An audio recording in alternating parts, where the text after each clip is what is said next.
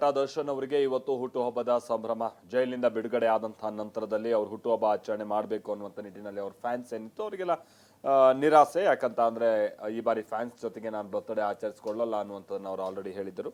But ಅದನ್ನ ಹೊರತುಪಡಿಸಿ ಅವರು ಬಹಳ ಗ್ರ್ಯಾಂಡ್ ಆಗಿ ತಮ್ಮ ಬರ್ತ್ಡೇನ ಆಚರಿಸ್ಕೊಂಡಿದ್ದಾರೆ. ಪತ್ನಿ ವಿಜಯಲಕ್ಷ್ಮಿ ಅವರ ಜೊತೆಗೆ ಮತ್ತೆ ಆಪ್ತರಿದ್ರು, ರಕ್ಷಿತಾ, ಪ್ರೇಮ್, ಶೈಲಜಾ ನಾಗ್, ಹೀಗೆ ಬರ್ತ್ಡೇಯಲ್ಲಿ ಇವರುಗಳೆಲ್ಲ ಭಾಗಿಯಾಗಿದ್ದರು. ಇನ್ನೊಂದು ವಿಚಾರ ಅಂತಂದ್ರೆ ಪವಿತ್ರ ಗೌಡ ಇಷ್ಟು ವರ್ಷ ದರ್ಶನ್ ಅವರ ಜೊತೆಗೆ ಬಹಳ ಗ್ರ್ಯಾಂಡ್ ಆಗಿ ಬರ್ತ್ಡೇನ ಸೆಲೆಬ್ರೇಟ್ ಮಾಡ್ತಾ ಇದ್ರು ಪವಿತ್ರ ಗೌಡ ಅವರು ದರ್ಶನ್ ಅವರ ಬರ್ತ್ಡೇನ. ಆದ್ರೆ ಈ ಬಾರಿ ಇಲ್ಲ, ಯಾವುದೇ ವಿಶ್ ಕೂಡ ಅವ್ರು ಮಾಡಿಲ್ಲ. ತಮ್ಮ ಸೋಷಿಯಲ್ ಮೀಡಿಯಾದಲ್ಲಿ ಅವ್ರ ತಾಯಿ ಜೊತೆಗಿರುವಂತ ಕೆಲ ವಿಡಿಯೋಗಳನ್ನ ಇವತ್ತೇ ಅವರು ಪೋಸ್ಟ್ ಮಾಡಿದ್ದಾರೆ.